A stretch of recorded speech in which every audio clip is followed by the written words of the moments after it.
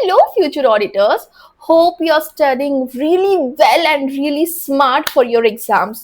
आपको पता है मैं ना अपने स्टूडेंट्स का एक लेक्चर ले रही थी एंड ड्यूरिंग द लेक्चर मैंने उनको पूछा कि आप पढ़ाई क्यों कर रहे हो एंड आज मैं आपसे भी सेम सवाल पूछने वाली हूँ कि गाइस आप पढ़ाई क्यों कर रहे हो. You know what? I got many answers like, ma'am, I want to, make my parents proud. Okay, and the other answer I received is key to earn respect in the society.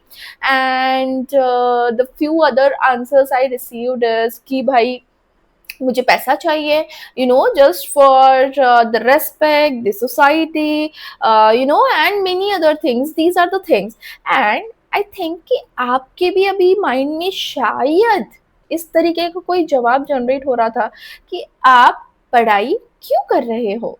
But you know what, मैं आज आपको इस सवाल का जवाब देने वाली हूँ एक बहुत ही ज़्यादा सिंपल तरीके से, जिससे मैं चाहती हूँ कि आप आपकी पढ़ाई करने का डायरेक्शन को थोड़ा सा चेंज करो. मैं जवाब दूँ, आप पढ़ाई इसलिए कर रहे हो in the most simple words. I am just going to write it down.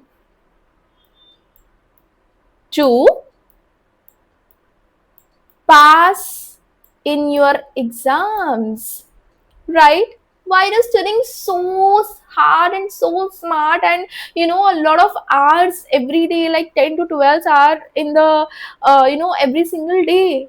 Just simple. आप पढ़ाई इसलिए कर रहे हो क्योंकि आप एग्जाम में पास होना चाहते हो. अब इस क्वेश्चन को पूछने के बिहाइंड का इंटेंशन ये है क्योंकि मैं चाहती हूँ कि आप रिलैक्स रहो. अगर आप पढ़ाई करते वक्त इतना बर्डन अपने दिमाग पे लेके चलोगे कि मुझे अपने पेरेंट्स का सोचना है, मुझे सोसाइटी का सोचना है, मुझे पैसे के बारे में सोचना है, तो कहीं ना कहीं पे this pressure will give you a lot of anxiety and which have the possibility to ruin your confidence in the exams. So my dear students, आपके एग्ज़ाम्स बहुत ही ज़्यादा पास में हैं एंड मैं नहीं चाहती कि आप किसी भी तरीके से एंजाइटी इश्यूज से डील करो या फिर कोई टाइप के फ्रस्ट्रेशन से डील करो. तो सिंपल इस मोमेंट से सिर्फ एक चीज़ याद रखना कि आप पढ़ाई क्यों कर रहे हो. आप पढ़ाई इसलिए कर रहे हो क्योंकि सिंपली आप एग्जाम में पास होना चाहते हो. एंड जिस मोमेंट में आप ये चीज को याद रखोगे, आपका सारा बर्डन एक तरीके से कॉम्प्रेस हो जाएगा, थोड़ा सा हट जाएगा एंड आपका फोकस जो है सिर्फ पढ़ाई पे रह जाएगा. बाकी सारे इमोशंस अपने आप बैलेंस हो जाएंगे. एंड हमेशा ध्यान रखो, पढ़ाई आपको सिर्फ एग्जाम ओरिएंटेड करना है, सिर्फ इस फोकस के साथ करना है कि 100% बॉस मुझे इस एग्जाम में क्लियर होना है. इसके लिए जो भी नेसेसरी एफर्ट्स लगते हैं, जैसे कि ऑडिटिंग में आपको हमेशा लगेगा प्रेजेंटेशन प्लस राइटिंग प्रैक्टिस. ठीक है, अगर आपको एग्जामिनर को इंप्रेस करना है, अगर आपको फर्स्ट अटेम्प्ट में क्लियर करना है, अगर आपको ऑडिट में एग्जामिनेशन के साथ पास होना है, तो आपको इसमें लगेगा कि पहले तो आपके कॉन्सेप्ट्स क्लियर होने चाहिए, जो कि मैं मेरे वीडियो से आपको क्लियर करती हूँ. उसके अलावा आपकी राइटिंग प्रैक्टिस होनी चाहिए. ठीक है, एंड आपका प्रेजेंटेशन बहुत ही ज़्यादा इंप्रूव होना चाहिए. एंड अगर इस चीज़ के लिए भी अगर आपको कभी भी कोई भी हेल्प लगती है, गाइडेंस लगती है, तो you can surely connect with me through Instagram और थ्रू माय ऐप. अगर आपको ये भी समरी नोट्स की ज़रूरत है तो आप डायरेक्टली मेरे ऐप पे जाके इन समरी नोट्स को एक्सेस कर सकते हो, क्योंकि मैं हमेशा कहती हूँ कि ऑडिट बहुत ही ज़्यादा वास्ट है, लेकिन इसको सिंपल बनाया जा सकता है एक प्रिसाइज्ड समरी नोट्स की पढ़ाई के ज़रिए. राइट, सो इसी मोटिवेशन के साथ एंड इसी आंसर के साथ कि हम सिर्फ एग्जाम में पास होने के लिए पढ़ रहे हैं, without any pressure, without any burden, let's start with essay 505. So far we have completed a lot of essays and essay 501 specific considerations को हम लोगों ने complete कर लिया है. And essay 505 is a simple essay which is about external confirmation. अभी external confirmation कब आएगा guys? External confirmation is needed to when we want reliability, we want to extend the reliability on the data.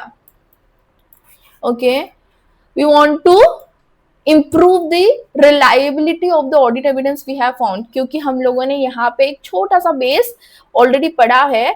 sufficient appropriate audit evidence कैसे मिलता है अपने को, maximum relevance और reliability से। एंड रिलायबिलिटी कब ज्यादा बेटर बन सकती है ऑडिट एविडेंस की, जब हम उसको आउटसाइड पार्टी से लेते हैं या फिर ऑडिटर खुद उसको ऑब्टेन करता है। ठीक है, तो इसी बेस के साथ ये सिंपल से ऐसे का हम लोग कॉन्सेप्ट पढ़ने वाले हैं।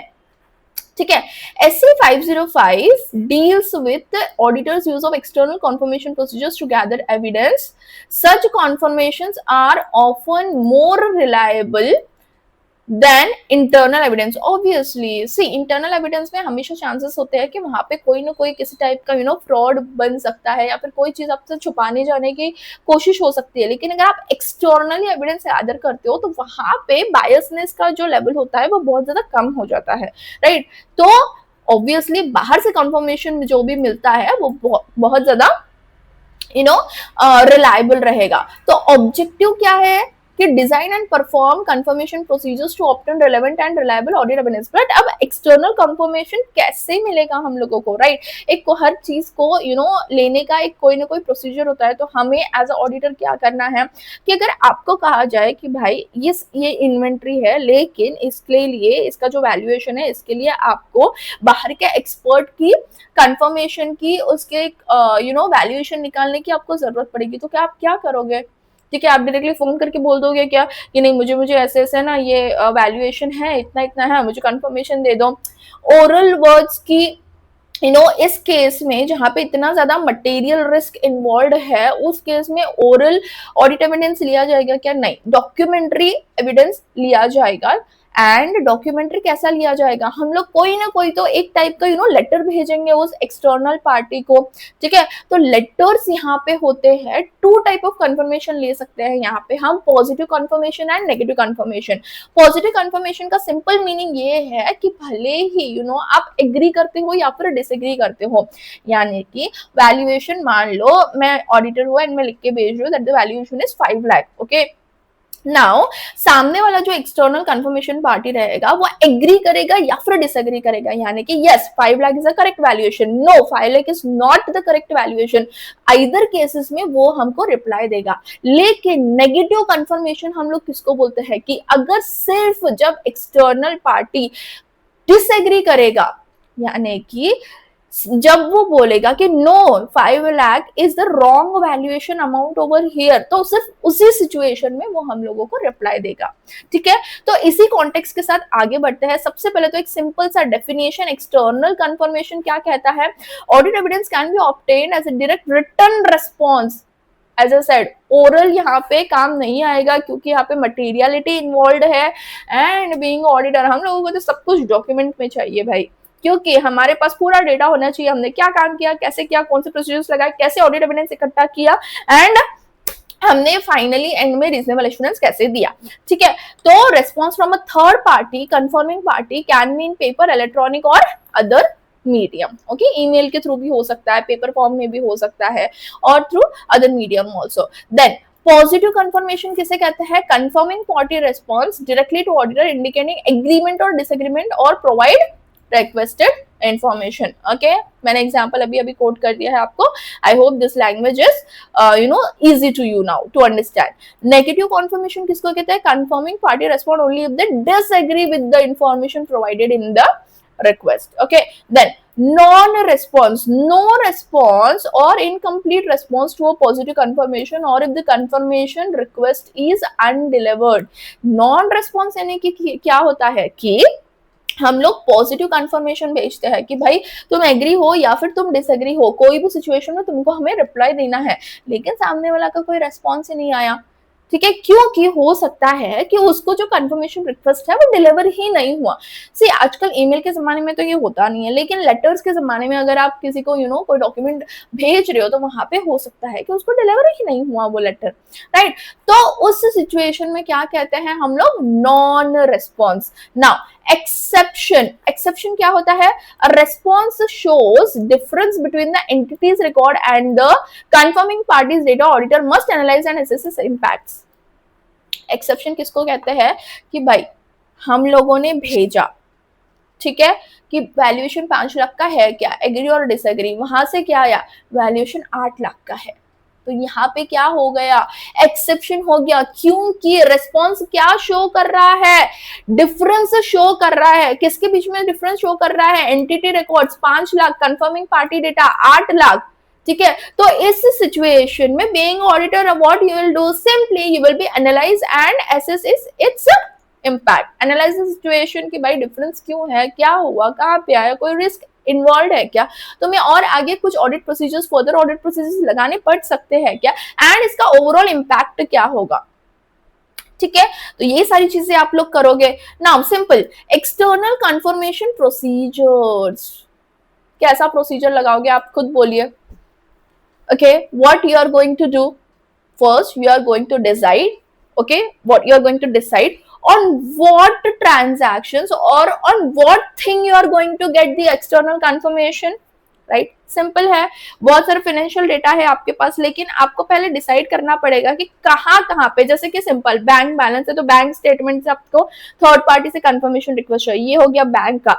जैसे मैंने अभी इन्वेंट्री का एग्जांपल दिया, इन्वेंट्री में आपको थर्ड पार्टी का चाहिए, ठीक है। फिर कुछ लीगल है, लीगल डिस्प्यूट चल रहा है, ठीक है, तो वहां पे आपको थर्ड पार्टी का कंफर्मेशन चाहिए, मे बी लॉयर का कंफर्मेशन चाहिए आपको। तो ऐसे सिचुएशन में आप पहले डिसाइड करो फाइनेंशियल स्टेटमेंट से कि कौन से ट्रांजैक्शन पे आपको एक्सटर्नल कंफर्मेशन चाहिए। देन सेकेंडली डिसाइड, सेलेक्ट ना, कौन आपको कंफर्म करने वाला है उसको सेलेक्ट कीजिए, फिर आप कंफर्मेशन रिक्वेस्ट को डिजाइन कीजिए। तो यही सिंपल डेटा यहाँ पे दिया हुआ है।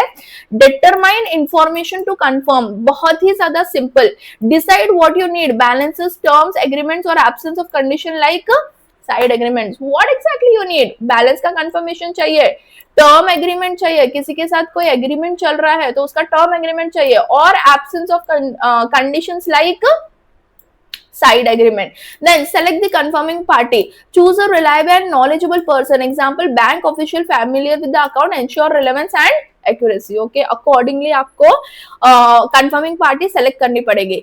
Designing confirmation request, confirmation request कैसी होनी चाहिए, it should be clear, it should be clean, it should be professional, okay, it should be accurate majorly, तो it must be clear, professional and reliable, see detailed breakdown below। assertions, अगर assertions के ऊपर अगर हम लोग external confirmation ले रहे हैं तो क्या होना चाहिए, match the request with the assertion being tested। obviously अगर assertion मतलब क्या आता है, test of details guys, test of details आएगा assertion मतलब।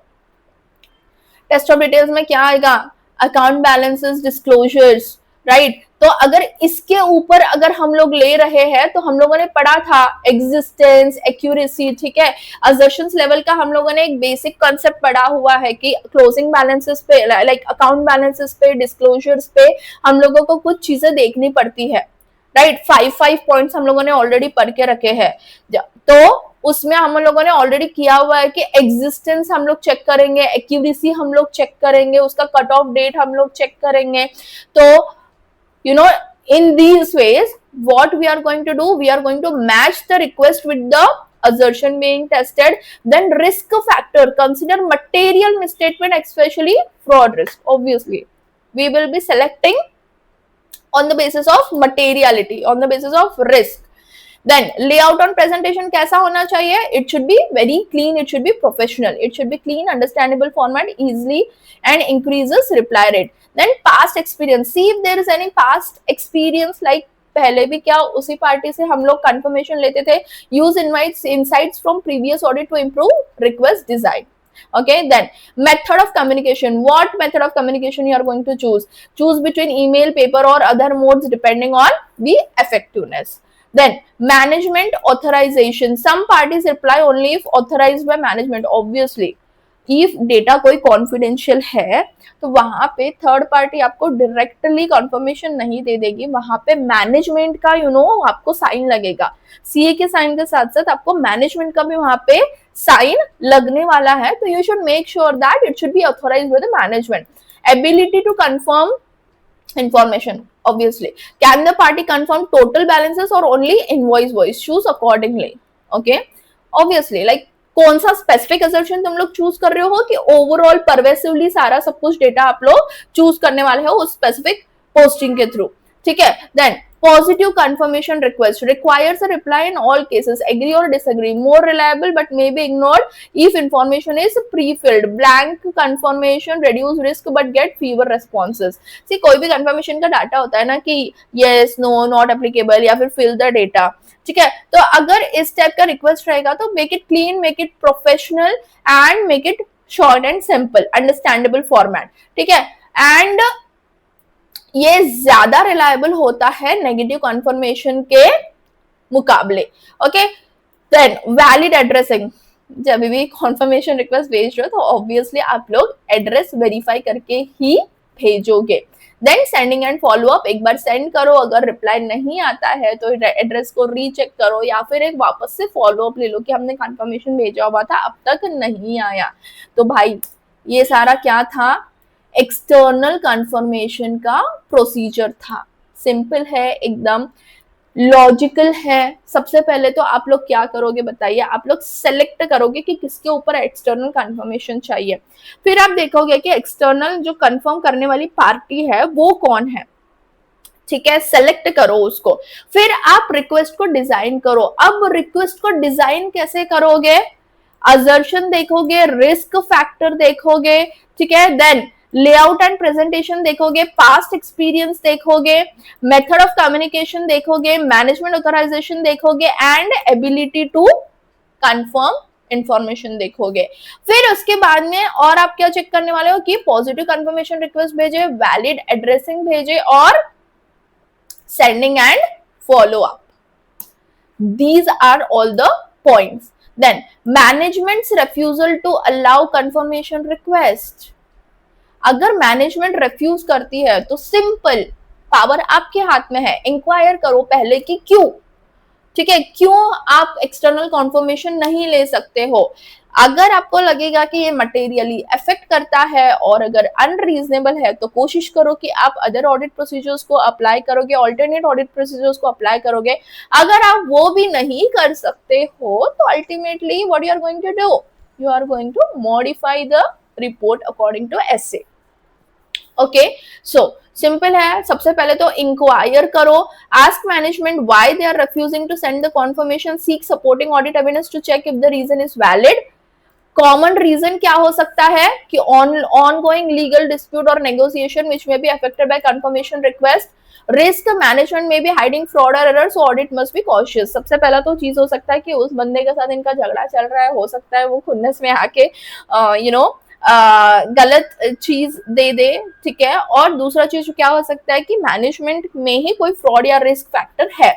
Evaluate risk implication, assess how the refusal affect the risk of material misstatement, especially fraud risk, modify audit plan accordingly।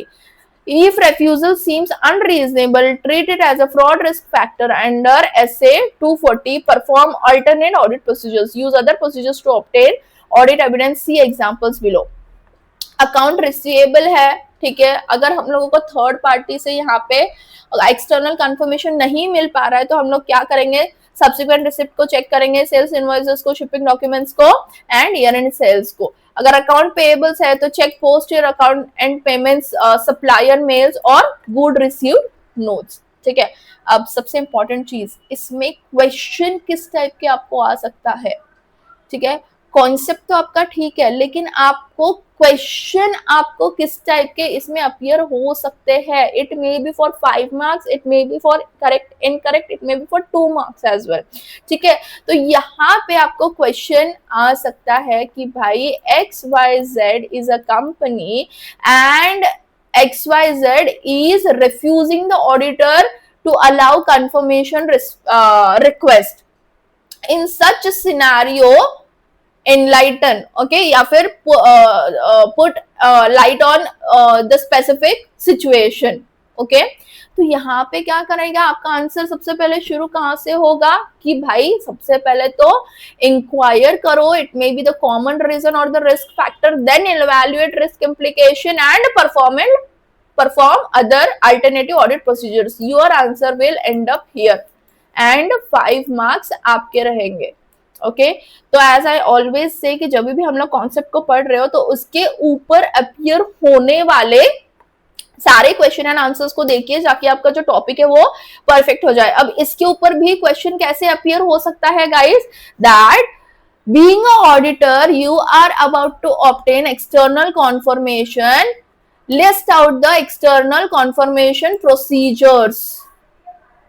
Okay तो उस situation में उस क्वेश्चन का answer आपको सिर्फ इतना देना होगा, ये सारा जो भी प्रोसेस अपन ने पढ़ा है वो आपको आंसर करना होगा। So never forget to relate the topic with the question and answers, because उसी से आपका कॉन्फिडेंस लेवल भी इंक्रीज होने वाला है एंड आपका पढ़ाई का एक जो आप राइटिंग प्रैक्टिस बोल रहे हो या फिर क्वेश्चन आंसर फॉर्मेट देखोगे तो और ज्यादा स्ट्रांग हो जाएगा concept. Then negative confirmation, already we have studied this, that a negative confirmation asks the recipient to respond only if they disagree. If there is no reply, the auditor assumes the information is correct. Okay, why is it less reliable? Obviously अगर response नहीं आया तो इसका जरूरी नहीं है कि वो confirmation नहीं हुआ, it is less reliable. Recipient may have not received the request, ignored it, missed errors because they didn't check. ठीक है, then cannot be what cannot be used alone unless all these conditions are met। ठीक है, negative confirmation किस situation में use नहीं किया जा सकता है, ठीक है। Auditor has assessed low risk of material misstatement. Auditor has obtained sufficient evidence about operating effectiveness of control. Population has large number of small similar items. A very low exception rate is expected, and no reason to believe recipients would ignore the request. अगर ये सारे conditions fulfill होते हैं तो ही तुम negative conformation को दे सकते हो। अगर ये सारे कंडीशंस फुलफिल होती है सारी की सारी और नहीं है, can not be used alone unless all these conditions are met, तो आपको यहाँ पे क्वेश्चन क्या आ सकता है कि in which situations the auditor can use negative confirmation. तो यहाँ पे सबसे पहले आप क्या लिखोगे, नेगेटिव कंफर्मेशन का डेफिनेशन लिखोगे एंड देन नीचे आपके ये सारे पॉइंट्स आएंगे कि in these scenarios if all these conditions are met only then the negative confirmation will be used। तो सिंपल है कि भाई जहाँ पे बहुत ज्यादा लो रिस्क है, जहाँ पे बहुत ही कम रेट ऑफ एक्सेप्शन रेट है, जो कि बहुत ही कम रेट है, एंड जहाँ पे ऐसा कोई रीजन ही नहीं है कि उस रिक्वेस्ट को इग्नोर किया जाएगा, ठीक है, वहां पे एरर नहीं होगा उनके तरफ से, ठीक है। तो वो ऐसी सिचुएशन है या फिर ऑडिटर बहुत ज्यादा श्योर है उनकी इंटरनल कंट्रोल को लेके, ऑपरेटिंग इफेक्टिवनेस ऑफ कंट्रोल को लेके बहुत ज्यादा श्योर है, एंड पॉपुलेशन में भी कोई बहुत ज्यादा हेट्रोजीनियस नहीं है, अलग अलग वेरिएशन नहीं है, सिंपल होमोजेनियस स्मॉल पॉपुलेशन है जहाँ पे एक्सटर्नल कंफर्मेशन हमको ले रहे हैं। हम लोगों ने ऐसा असर्शन को चूज किया है जहाँ पे बहुत ज्यादा स्मॉल सिमिलर आइटम्स है, ठीक है। तो अगर ये सारी कंडीशंस मेट होगी तो सिर्फ उसी सिचुएशन में हम लोग जो है वो नेगेटिव कॉन्फर्मेशन यूज करेंगे। Then important insight, recipients are more likely to respond only if the information is not in their favour. Example, a bank customer may reply if balance seems less understated but stay silent if it seems overstated. Okay, then next, evaluating the evidence obtain. अब confirmation आ गया, देखो क्या वो हमारे से match कर रहा है तो ठीक है, अगर मैच नहीं कर रहा है तो भाई फर्दर ऑडिट प्रोसीजर्स लगाओ। ऐसे सिचुएशन में आप क्या कर सकते हो, कहां पे आपको रिस्क दिख रहा है, ठीक है। तो auditor must evaluate whether the results of external confirmation are relevant and reliable. Based on evaluation auditor decide whether further audit procedures are needed. Types of confirmation results, पहले तो एग्री रहेगा और एक रहेगा इट इज नॉट एग्रीड, ठीक है, मतलब we will check out type of confirmation result क्या होता है, response from confirming party agreeing with the information or giving information without exception। exception guys अभी हम लोगों ने पढ़ा हुआ है, quickly give the thing over here, exception, page number reference over here, quickly give the page number exception क्या होता है कि there is a difference between what we have sent and what we have received. So response from confirming party agree, यानी कि 5 लाख का भेजा था, 5 लाख का ही कंफर्मेशन मिल गया है विदाउट एनी एक्सेप्शन है, इधर कोई डिफरेंस नहीं है. ठीक है, तो पॉजिटिव रेस्पॉन्स है. रेस्पॉन्स इज अनरिलायबल, जो उसने रेस्पॉन्स भेजा है वो अनरिलायबल है. No response received from the confirming party and response shows an exception. Exception यानी कि मीनिंग क्या, 5 लाख का भेजा था, 8 लाख का आ गया, तो वहां पे एक्सेप्शन हो गया. तो इस टाइप के आपको कंफर्मेशन आ सकते हैं. पहला तो है कि भाई जितना भेजा था उसका सही सही कंफर्म आ गया, एक्सेप्शन नहीं था. दूसरा आप बोल सकते हो कि भाई एक्सेप्शन आपको आ गया है. तीसरा हो सकता है कि आपको रेस्पॉन्स ही नहीं आया. ठीक है, चौथा हो सकता है कि आपको रेस्पॉन्स तो आया लेकिन वो रिलायबल नहीं है. So these are the type of confirmation results. The auditor consider all such results along with other audit evidence to conclude it sufficient appropriate audited evidence has obtained as per SA 330. 330 is responses to SS risk. You can note it down here. Okay, तो हमारा जो simple सा 5 जो एसे है वो complete हो चुका है यहाँ पे. एंड हम हमारे अगले जो लेक्चर रहेगा उसमें हम 510 के ऊपर पढ़ेंगे. Okay, so this is it for today. Thank you so much.